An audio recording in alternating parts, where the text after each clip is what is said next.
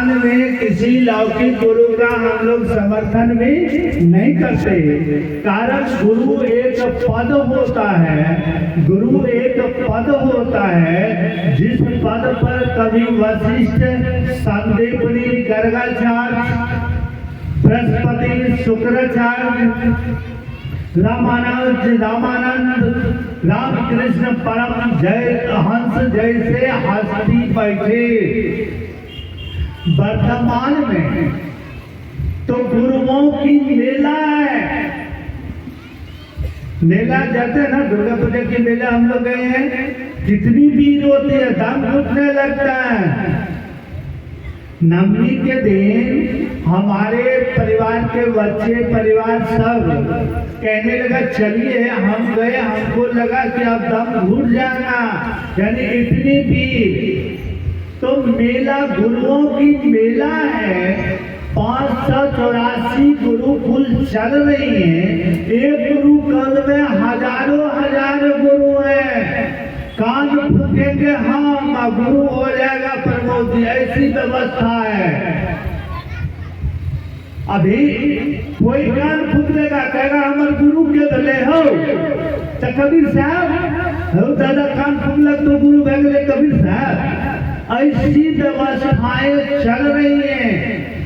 ऐसे गुरु हैं जिन्हें गीता याद है, रामायण याद है, भागवत और पुराण याद है, लेकिन कृष्ण से बहुत दूर। गीता पूरा याद, रामायण याद, राम से बहुत दूर। नामों पर या बढ़िया है, किसी का नाम आसाराम हो जाता, किसी का नाम राम रहीम हो जाता।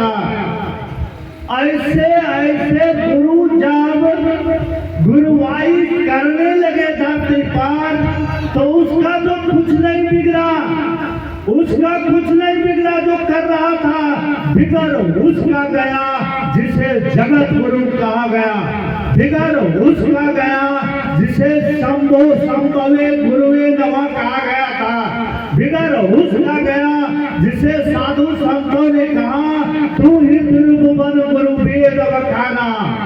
वह ढूंढने लगा कि कोई है जो इस कलंक को धोले। उसी समय में एक बालक शमशान में चमत्कार सीखने की दौड़ लगा रहा था। उसी समय एक बालक चमत्कार की सीखने की ललक लेकर के कई गुरुओं के सानिध्य में गया। उनका मन उससे संतुष्ट नहीं हुआ। आरा के गांधी शमशान में हताश और निराश मन रात्रि के 2 बजे शिव को गुरु मान लेता है। शिव को भी जरूरत थी, कारण गुरु व्यक्ति नहीं पद होता। जिस पद पर कभी बड़े बड़े हस्ती बैठ करके मानव का कल्याण किया और रामायण नहीं पढ़ा, राम को पढ़ा दिया। वह गीता नहीं पढ़ी, कृष्ण से प्यार करा दिया। अरे गुरु बहुत ताकतवर होता है, गुरु के बिना कोई परमात्मा को पा नहीं सकता। मुझे मालूम हुआ किसी मत से भागवत कथा हुई थी, मुझे मालूम हुआ भागवत कथा हुई थी। अरे भागवत संपूर्ण भागवत ही सुखदेव है। सुखदेव जी महाराज का नाम सुने होंगे पढ़े लिखे लोग। जो सुखदेव जी के बारे में लिखा गया, जो गर्भ योगेश्वर गुरु बिना लगा हरिका से, जो गर्भ में ही योगी हो गया, हरि का सेवा करने लगा। 16 वर्ष के बाद गर्भ से वो बाहर आया, बड़ी कठिन से वेद व्यास करने पर। वह सुखदेव जो संपूर्ण भागवत है, अकाहत कबीर बैकुंठ से फेर दिया सुखदेव। जो सुखदेव पैदा होते ही बैकुंठ के ओर भर गया, भगवान विष्णु से बैकुंठ से धकल दिया। जाओ सुखदेव, यहाँ तुम्हें अधिकार नहीं, कारण तुम्हारे जीवन में गुरु नहीं है। हमारे आपके शब्दों में कहा जो गुरु पूजन सब देवन पूजन और न जो देवा, यानी लक्ष्मीनाथ का नाम सुने होंगे, उन्हीं की ये भजन है। तो गुरु के बिना संभव कुछ नहीं है। तो गुरु के पद पर वैसे वैसे हस्ती बैठे जो व्यक्ति को राम से कृष्ण से प्यार करा देता था, रामायण से नहीं, गीता से नहीं। अभी तो काशी जाइए यूनिवर्सिटी, वहाँ गीता रामायण पढ़ने पढ़ाने के लिए सिखाएगा, जाइए 30,000-40,000 रुपया घंटा लेकर के आप भी रामायण गीता की बात करेंगे। आपको राम से लेना कहाँ है? आपकी ये व्यवसाय उससे कहीं बड़े आप लोग जो टकटकी लगाए हुए बैठे हुए कि महादेव मेरा गुरु है। अरे इस गांव में बैठ करके भगवान के स्तर पर आप कह रहे हैं कि शिव मेरा गुरु है इसलिए हम बैठे हैं। ये भाव ही प्रधान होता है। भाव से ही रिश्ता बनती है, भाव से ही रिश्ता बिगड़ती है। किसी से अगर आपको भाव लगे तो पड़ोसी से भी अच्छे रिश्ते होते हैं, और भाव टूट जाए तो पड़ोसी से दुश्मनी हो जाती है। वही भाव आपके अंदर आपके रिश्ता को मजबूत कर रहा है, आपका रिश्ता शिव गुरु से बना रहा है। हरेंद्र आनंद जी शमशान में शिव को गुरु बनाता, और महादेव को भी जरूरत था जो कोई एक ईमानदार व्यक्ति मिले जो दुनिया को समझा दे जो गुरु व्यक्ति नहीं पद होता, इस पद को कोई माइकालाल पैदा नहीं हुआ जो कलंकित कर सकता है, गुरु पद को कलंकित नहीं कर सकता है। हरेंद्र आनंद का हाथ थामा महादेव। अब कहा जाओ दुनिया के लोगों को कहो कि शिव आज भी गुरु है, शिव आज भी गुरु है, विश्व गुरु शिव आज भी गुरु है, आदि गुरु शिव आज भी गुरु है, अगस्त का गुरु शिव सबका गुरु हो सकता है, वशिष्ठ का गुरु शिव सबका गुरु हो सकता है। जो दुनिया के लोगों को हरेंद्र आनंद बता दो, हरेंद्र आनंद ने संकल्प लिया का महादेव अगर तेरी इच्छा है तो जब तक मैं जीऊंगा और उसे कहता रहूंगा कि तुमसे बढ़िया गुरु कोई नहीं है। इसलिए यह महफिल हरेंद्र आनंद का संकल्प, यह महफिल हरेंद्र आनंद का संकल्प है। इस महफिल में जो बैठे बैठे ताली बजाइए नहीं, यह आध्यात्मिक मंच है। यह महफिल जिसमें हम बैठे हैं हरेंद्र आनंद के संकल्प के कारण पूरे दुनिया में लग रहा है। कारण शिव की इच्छा को हरेंद्र आनंद ने भापा का महादेव तुम्हें जरूरत है कि लोगों तक मैं पहुंचा दूं, तो तुमने मुझे शरीर दिया है, यह शरीर अब मरते दम तक नहीं थकेगा। तूने आवाज दी है, मरते दम तक नहीं रुकेगा। लोगों से मैं कहता रहूंगा, सपनों में भी मैं नहीं सपना होगा कि मैं गुरु बनूंगा। ऐसा ईमानदार व्यक्ति धरती पर न पैदा हुआ था, न होने की संभावना है। कारण महादेव तो इससे पहले मच्छिंद्रनाथ को गुरु बनाया, शिष्य बनाया, शिष्य बन के रह ना सका। इससे पहले अगस्त को गुरु शिष्य बनाया, शिष्य बन के रह नहीं सका। इससे पहले कई लोगों को शिष्य बनाया, शिष्य बन के रह ना सका। अगर शिष्य बन के रह जाता तो आज गुरु पद कलंकित न होता। गुरु बन गया, सब गुरु बन गया। अगर आज हरेंद्र आनंद गुरु बन जाता तो हम आप इस महफिल में बैठ न पाते। हरेंद्र आनंद कहा कि मैं चेला बनूंगा, चेला के द्वारा अगर गुरु जाना जाएगा तो हर कान में मैं ये आवाज घुसा दूंगा कि सिर्फ तेरा भी गुरु हो सकता है, सिर्फ तेरा भी गुरु हो सकता है। चाहे वो विद्वान हो, चाहे वो संस्कृत का प्रकांड विद्वान क्यों नहीं हो, चाहे अंग्रेजी का विद्वान हो, चाहे गंवार या मूर्ख हो। कारण वह महादेव सबका गुरु हो सकता है। वह गाय चलाने वाले कारों का भी गुरु हो सकता है। वह रामानंद रामानुज का भी गुरु हो सकता है। वह सूट काटने वाले कबीर को भी संभाल सकता है। वह पति को भी पावन बना सकता है। इसलिए उसको गुरु बनाने में कोई नियम, कोई कानून, कोई शर्त लागू नहीं होगा, कोई शर्त नहीं लागू होगा। आप किस धर्म से हो, आप किस मजहब से हो, उस महादेव से कोई मतलब नहीं होगा।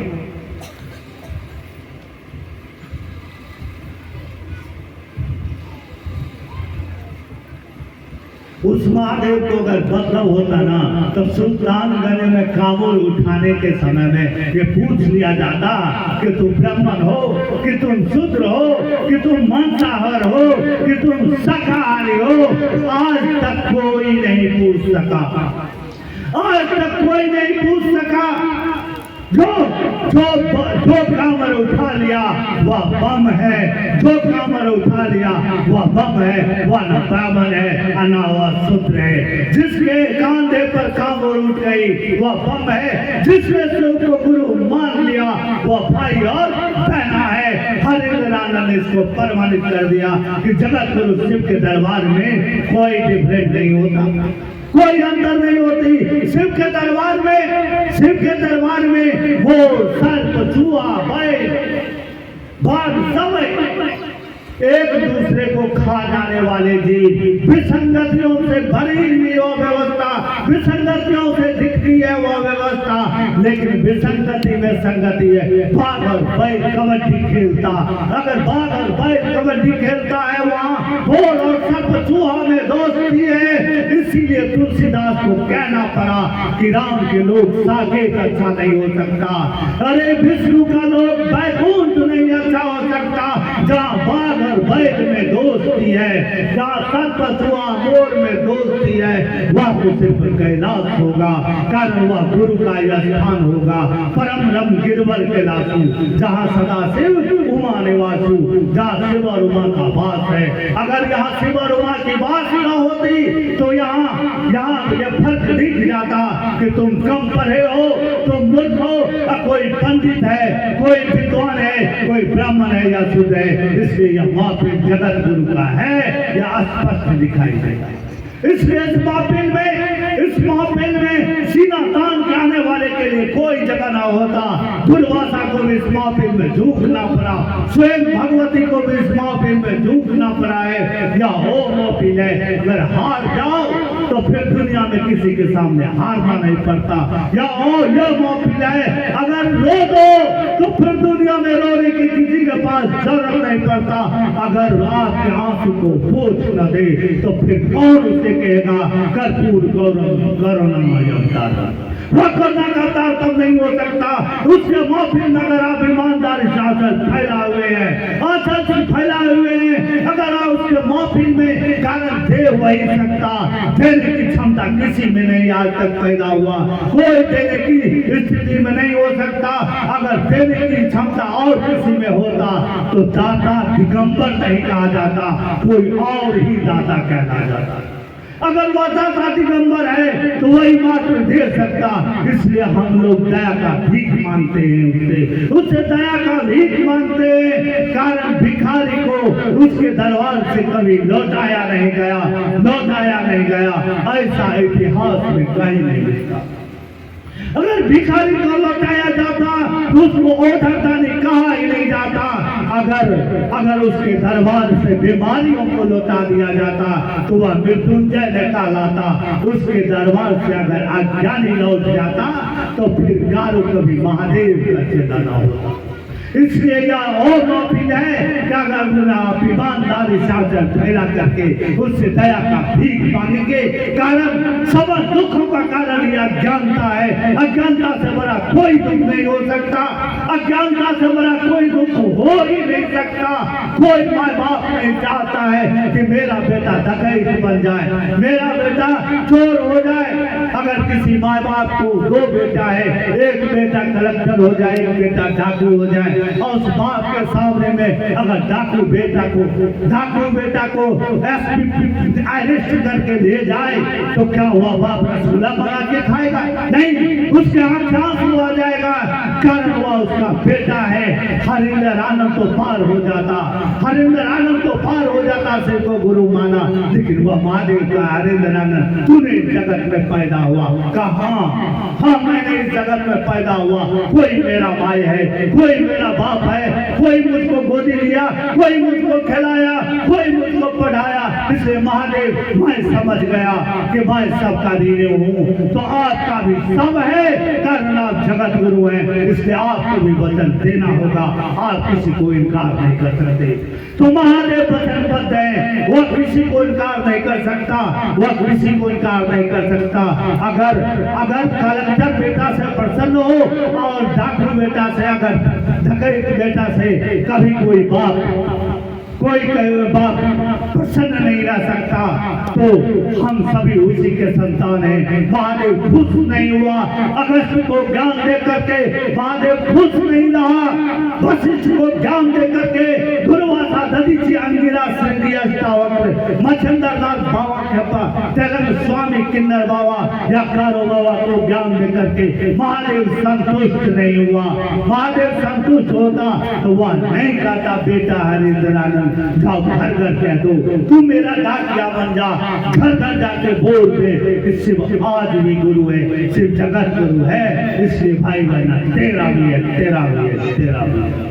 हम लोग उसे हरिंद्र रानम की डाकिया है, हरिंद्र रानम की डाकिया है, हरिंद्र रानम की डाकिया है। हमारे डाक में भरा हुआ है, हमारे डाक में लिखा हुआ है कि जगत गुरु से मेरा गुरु है, विष्णु गुरु से मेरा गुरु है, और वह जगत गुरु है तो तेरा भी है। हम किसी के गेट को धकधका करके वह डाक की चिट्ठी उसको दे देते हैं। अरे वह फेंक ही दिया तो मेरा क्या बिगड़ जाएगा, डाकिया का क्या बिगड़ जाएगा। अगर आप डाक लेकर के आवे रजिस्ट्री आप फाड़ के फेंक दे, क्या सरकार उसको दरवाही देना बंद कर देगा? वह लिख देगा कि चिट्ठी रिसीव करके फाड़ के फेंक दिया। अरे वो आप जाने, हो सकता है सरकार आपकी ज्वाइनिंग लेटर भेजा हो, आपने फाड़ के फेंक दिया, आपकी किस्मत खराब हो गई। कैलाश वाले का पैगाम लेकर के चलते हम आप आए बहना, जो हरिंद्र रानम को पैगाम बेगूसराय के सर्दी लाश में मिला, वही कैलाश का पैगाम है हमारे ऊपर, आपके ऊपर, तमाम भाई बहना के ऊपर लिखा हुआ, जिस पर लिखा है भगवान शिव को मैंने अपना गुरु माना। वह भगवान शिव है, वह व्यक्ति ने, वह भगवान है, वह जगत गुरु है, इसलिए वह तेरा भी है। अगर कोई पैगाम फाड़ के फेंक दे तो मेरा क्या बिगड़ जाएगा? महादेव मैंने जो डाकिया के रूप में उस हरिंद्रानंद का नियुक्त हुआ या उस महादेव का नियुक्त हुआ, आपकी नियुक्ति पत्र नहीं फाड़ी जाएगी। हो सकता है फाड़ने वाले का कहीं किस्मत न बिगड़ जाए, इसलिए फाड़ने वाले के भी घर पर आप दया का भीख मांग करके आगे बढ़ते चले जाए। बताइए इससे भी ज्यादा रामायण पढ़ने वाले को राम से प्यार होगा, आपको राम से प्यार है, कारण राम ने कहा शिव सेवा कर फल सुत सोई, अविरल भगति राम पद होई। जो शिव का सेवा करेगा उसे राम की भक्ति कभी नाश नहीं होने वाले मिलेगी, कभी नहीं होने वाले मिलेगी। अरे रामायण पढ़ के क्या होगा? अगर गीता पढ़ के कृष्ण मिलता तो गोपी का कृष्ण न कभी होता। अगर गीता पढ़ के कृष्ण मिलता, मोहन मिलता, तो मीरा का कभी मोहन न होता। अगर रामायण पढ़ करके राम मिलते तो सबनी को कदापि नवदा भक्ति न मिलता, सबनी को कदापि नवदा भक्ति न मिलता। अगर भागवत पढ़ करके कोई कृष्ण को पाता तो सूरदास के गला से वह कृष्ण गोपाल कभी न लटकता।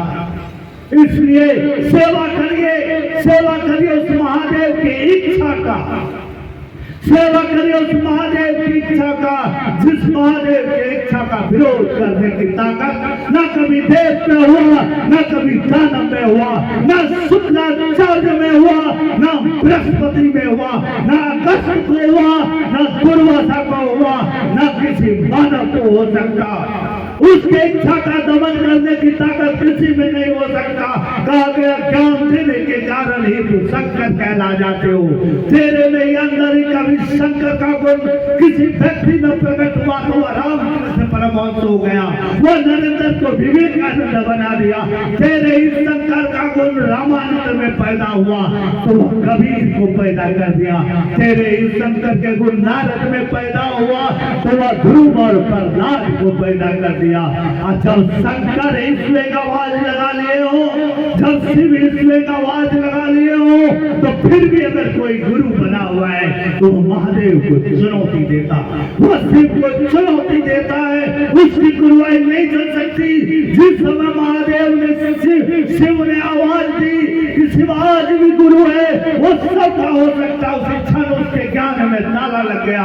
इसी कारण जो आज बढ़िया बढ़िया बात करता, कल पुलिस उसको पकड़ के लेके चलता जा रहा है, जेल में चलता जा रहा है, वो बंद होता जा रहा है। ऐसी स्थिति में दुनिया को बचा दीजिए, दुनिया को कह डालिए कि सिर्फ मेरा गुरु है, वह जगत गुरु है तो तेरा भी है, तेरा भी है, तेरा भी है। पैर पकड़ते चलिए शिव की इच्छा को, शिव की इच्छा को साकार रूप देने के लिए हमें आपको अगर पैर भी पकड़ना पड़े तो यह भी अगर सुनना पड़े तो क्या मालूम है तुम्हें रामायण आता है, पैर फट से पकड़ लगे भैया रामायण नहीं आता, राम राम कहते आता है भैया, सिर्फ पुराण नहीं आता शिव, लेकिन सपनों में भी जरूर याद आता रहता है। सब याद करते रहते, कल सुबह होगी तो किसी और की कहेंगे कि शिव को तू भी भैया गुरु मान ले, गहरा तू भी गुरु मान ले। इस याद में हम जीते हैं, हम गोपी के याद में जीना चाहते।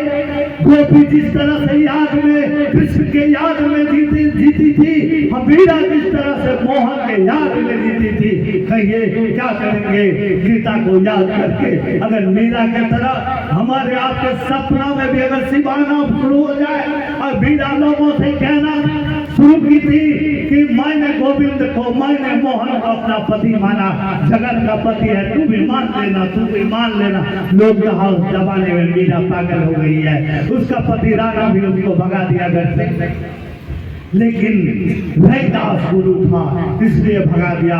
मीरा अकेली थी इसलिए भगा दिया।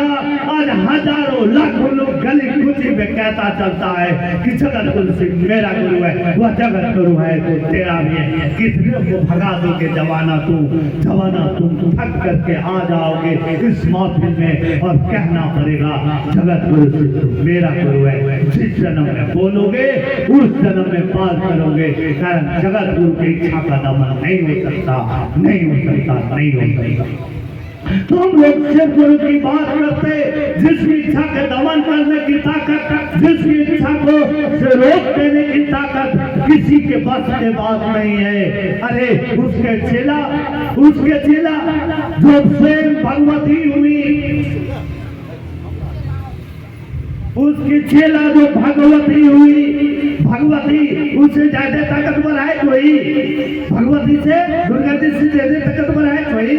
नहीं हो सकता, कारण संपूर्ण दुर्गा ही पार्वती है। हम आप जानते होंगे, लिखा हुआ है प्रथम शैलपुत्री, द्वितीयम ब्रह्मचारिणी, तृतीयम संघंटेति कुसुमान देती, चतुर्थकम पंचम स्कंद मातेति, षष्ठम कत्यायिनी च, सप्तम कालरात्रि महागौरी तारकम। यानी पहला और आठवां, पहला शैलपुत्री, आठवां महागौरी, ये संपूर्ण रूप से जब मिलन होता तो दुर्गा बन जाती है। तो वह भगवती भी जब ठानी की जन्म कोटि नगर हमारी, न बराओ संभव रहा कुमारी। अगर हे शिव आपको बर के रूप में नहीं स्वीकार की प्राप्त की तो मैं तुम्हारी रह जाऊंगी। 44 सफर घोर तपके फिर भी शिव न मिले, फिर भी शिव न मिले। हारने के बाद दोनों हाथ उठा के कहती है तुम ही बताओ कि तुम कैसे मिलोगे, तुम ही बताओ कि तुम कैसे मिलोगे। वह शिव प्रकट हो जाते हैं, वह महादेव प्रकट हो जाते हैं, वह महादेव प्रकट हो जाते हैं और कहते हैं गौरी तुझे मालूम हो गया कि मुझे कोई पूजा से नहीं जीत सकता, मुझे पाठ से नहीं जीत सकता, मुझे साधना से नहीं जीत सकता, मुझे जप और तप से नहीं जीत सकता। मुझे जीतने के लिए हारना पड़ता है, हारना पड़ता है। बताइए जब पार्वती को हारना पड़ा तो हम और आप क्या हैं? क्या हम आप पूजा से जीत लेंगे महादेव को? हम आप पाठ से जीत लेंगे? दूसरा सिद्ध काली पुत्र भैरव को भी उस महादेव के सामने मारना पड़ा, तब उसके चेला बना। हरिंद्रानंद कहा जब कोई 5000 वर्ष तप करने के बाद भी हारने के बाद ही से मिला तो पहले ही हार जाओ ना। कहो ना हे महादेव तुम मेरा गुरु है, तुम मुझ पर दया करो। हे शिव तुम मेरा गुरु है, तुम मुझ पर दया करो। इसीलिए हम कहे कि उसके दरबार में अगर तुम आंचल फैला के बैठोगे, समस्त दुखों का कारण अज्ञानता है। पिता कभी नहीं चाहता कि मेरा संतान डकैत हो जाए, पिता कभी नहीं चाहता कि मेरे सामने डकैत अरेस्ट करके ले जाए। यदि समस्त दुख का कारण अज्ञानता है, हम जो करते हैं उसी को हम भोगते हैं। हम अज्ञानता के कारण जब गुरुओं का काल हो गया, जब रामकृष्ण परमहंस पैदा होना बंद हो गए तो विवेकानंद कहाँ से आएगा? जब रामानंद पैदा बंद हो गए तो कबीर कहाँ से आएगा? जब गुरुओं का काल हो गया तब महादेव कहा कि देखो समस्त दुखों का कारण यह अज्ञानता है। मेरे संतान दुख भोगता हरिंद्रानंद जाओ तो और कोई गुरु नहीं तो शिव तो सबका गुरु है। शिव आज भी तेरा गुरु बन सकता है। यही पैगाम हम लोग बांटते हैं। अगर ईमानदारी से आंचल आप फैलाए तो अगर महादेव को कहा गया वंदे विद्या तीर्थम महेश्वरम, वह विद्या का महासागर, वह विद्या का महासागर है। महासागर से अगर एक बूंद पानी निकल जाए क्या महासागर के पानी पर फर्क पड़ जाएगा? अगर आपके आंचल में वह थोड़ी सी विज्ञान के बीज फेंक दे, वह ज्ञान की बीज फेंक दे तो उसी क्षण आपके अज्ञानता का पर्दा फट जाएगा। उसी क्षण आपके अज्ञानता का पर्दा फट जाएगा। अज्ञानता का पर्दा फटते ही आप उस ज्ञान को समझ जाएंगे जो अलौकिक है, जो आध्यात्मिक है, जिस ज्ञान को समझने के बाद आपको कोई दुख नहीं सता सकता। शोक दुख भयम नहीं, कोई दुख आपको नहीं सता सकता, कोई दुख आपको परेशान नहीं कर सकता।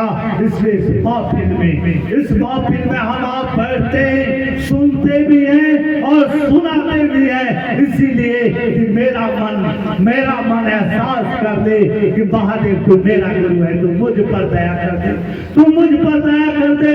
दया के भीख मांगने के अलावे किसी के पास कोई उपाय नहीं है, किसी के पास कोई उपाय नहीं है। अरे आप लाख पूरा दुर्गा सप्तशती पढ़ दो आप, लेकिन दुर्गा जी से आप क्या कहोगे?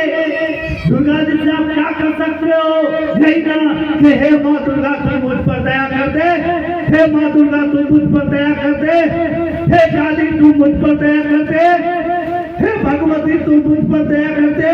दुर्गा सप्तशती पढ़ने के बाद आप क्या कहोगे? कोई नहीं आज तक पैदा हुआ जो दुर्गा सप्तशती लिखा मार्कंडेय, उसको भी हिम्मत नहीं हुई, उसको भी ये हिम्मत नहीं हुई जब कहा दे कि हे माँ दुर्गा तू मेरा विनाश कर दे, मेरा संपूर्ण नाश कर दे। कोई आज तक नहीं कहा। 2 घंटा पूजा करने के बाद भी आप दया का भी मांगोगे, 10 घंटा पूजा करने के बाद भी आप दया का भी मांगोगे। हरिंद्रानंद कहा कि 2 घंटा पूजा करने के बाद भी आप दया ही मांगोगे, 3 घंटा पूजा करने के बाद भी दया ही मांगोगे। तो भैया कानून से दया क्यों मांगते हो? वो तेरा कोई नहीं है क्या? अरे बाप से पैसा मांगते हो, नहाने की जरूरत नहीं पड़ती, उसे अपना बना लो ना। अपना में कोई कानून नहीं होता।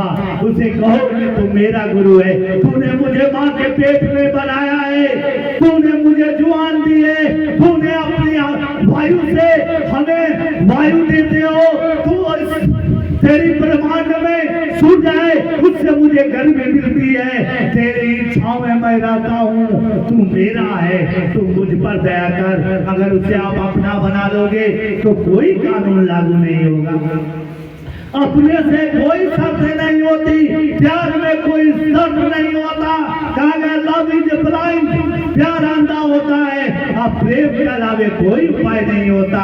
बच्चा जो प्रेम करता है माँ से, वो बहुत टाइम का बच्चा है, छोटा है, वो माँ के अगर जगह पर देवती कर दे तो क्या माँ उसे जान को काट के फेंक देगा, फेंक देगी? नहीं हो सकता। अगर हम उसका बच्चा है, वो मेरा गुरु है, तुलसी का गुरु तुम तुम्हें भवानी, तू मेरा माई भी है, तू मेरा बाप है, तू मेरा गुरु है, तू मेरा अपना है। हरिंद्रानाथ का हुआ अगर अपना है तो जब भी चाहे खेत में हो, खलियान में हो, विद्यालय में हो, कार्यालय में हो, गांव घर में हो, बाहर में हो, उससे दया मांगो, वो तो हर जगह है। कहा गया खंड मंडला कालम व्याप्तम येन चराचरम तदपदम दर्शितम ये न तस्वे श्री गुरुवे नमः। वो चराचर के एक कण में है, इसमें भी है, इस माइक में भी वो है, हम में भी है, मुर्गी में भी वही, मुर्गी खाने वाले में भी वही। किससे नफरत करोगे, किससे प्यार करोगे? जब अगर आपको प्यार करने आ जाएगा तो नफरत ही आप भूल जाओगे। मुर्गी खाने वाले भी आपको प्यारा दिखेगा, चंडाल भी आपको प्यारा दिखेगा, और गाय के दूध पीने वाले भी आपको प्यारा ही दिखेगा।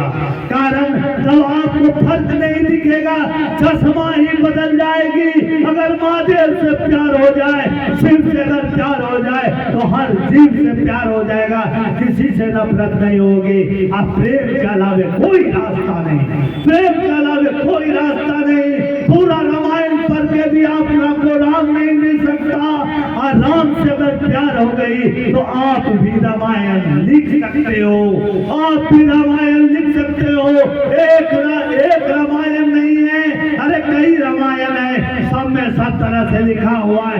जिसने जैसा समझा वैसा लिख दिया, कोई गलत नहीं है। कोई लिखा नमामि में सर्वेशान निर्वाण रूपम विभुम व्यापकम ब्रह्म वेदा स्वरूपम निराकारम ओकारम। वो शिव निराकार है, कोई कहा वो शिव निराकार है, कोई कहा नागेंद्र हराय त्रिलोचनाय भस्माकम लगाए महेश्वर है। कह रहा है कि कोई शिव साकार है, ना कमला है, फल्ला है, चिल्ला है।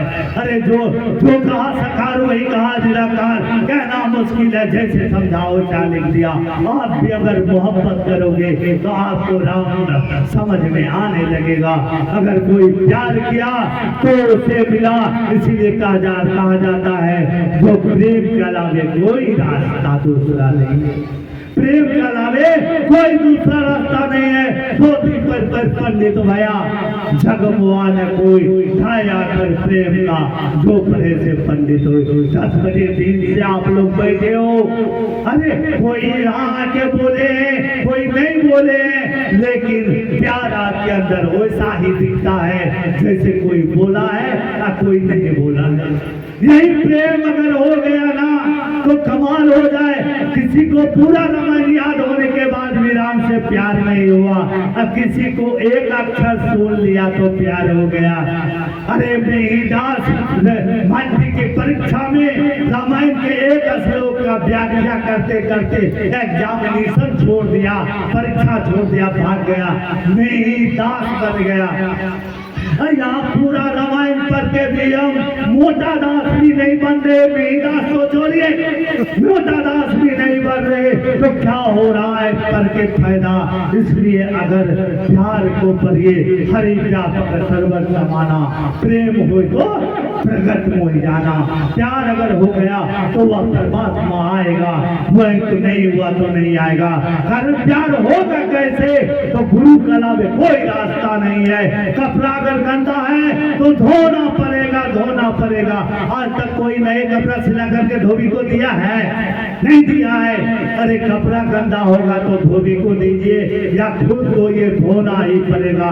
हमने जो संसार में अपने शरीर के मन पर मैल लगाए या मैल लेकर के कभी परमात्मा से प्यार नहीं हो सकता। रामायण तो याद हो सकता, प्यार नहीं हो सकता। गीता तो याद हो सकता, प्यार नहीं हो सकता। प्यार अगर ना हो तो मन अगर निर्मल ना हो तो प्यार नहीं होगा।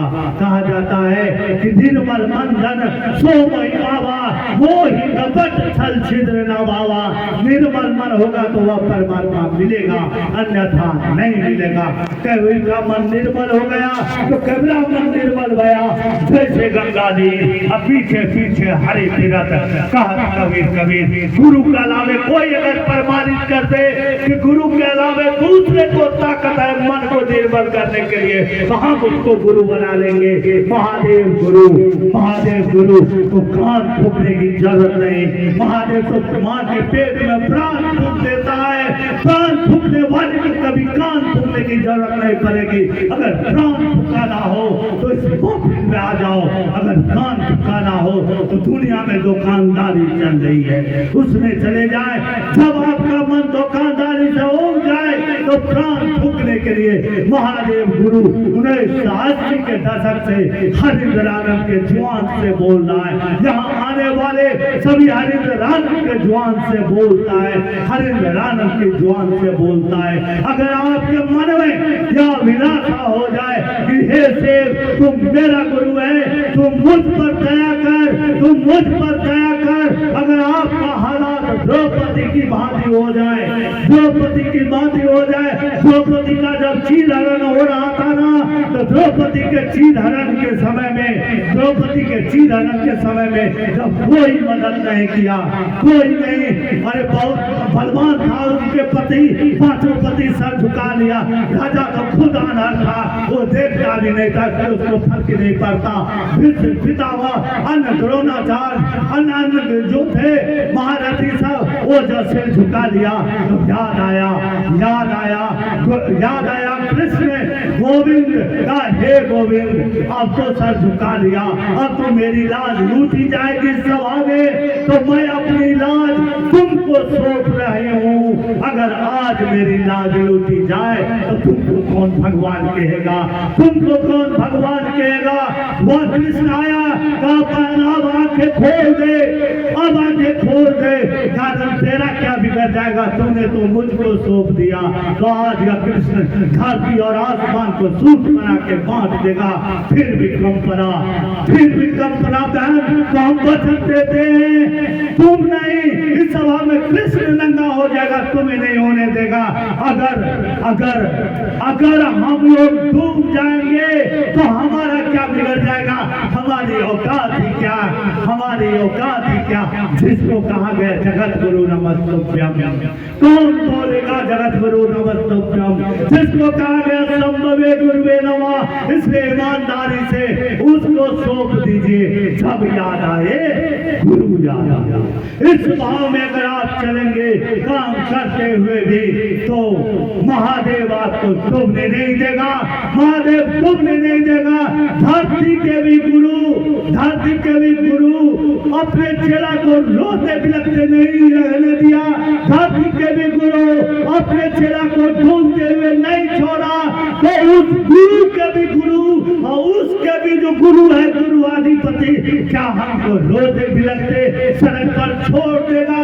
अगर छोड़ देगा ना तो फिर उसे कोई भोला नहीं कहेगा, फिर उसे कोई भोला नहीं कहेगा। वो अगर भोला है तो महाकाल भी है, महाकाल है भी है। अगर आप उसके नियंत्रण में हैं, अगर आप उसको गुरु मानते हैं तो काल आपका कुछ नहीं बिगाड़ देगा। जब आप धरती पर उसके काम करते हुए चल जाएंगे, जब धरती पर उसके काम करते हुए जाएंगे ना, तो धरती से जाने के बाद काल भी आपके रास्ते पर फूल बिछा देगा। जो महाकाल का चेला आ रहा है, शिव का चेला आ रहा है। इसलिए आइए इस बारह के धरती पर हम संकल्प लें कि जब तक जिएंगे हमारे डाक में एक पैगाम होगा, जो जगत गुरु से मेरा गुरु है वह तेरा भी गुरु होगा, वह तेरा भी गुरु होगा। यह संकल्प ले और हम महादेव से साहब दीदी से दया का भीख मांगते हैं। जो हे बारे हे साहब दीदी, हम आज इस माफी से हम सभी भाई बहन संकल्प ले रहे हैं, हमारी संकल्प को तू मजबूत करना, तू इतना दया करना कि जब तक जिएंगे हम तेरे पैगाम को पहुंचाते रहेंगे। इसी दया की याचना के साथ 4 बजे तक की कार्यक्रम से याचना के साथ आए हुए शब्दों को मैं विराम देता हूँ। आप लोगों को पुनः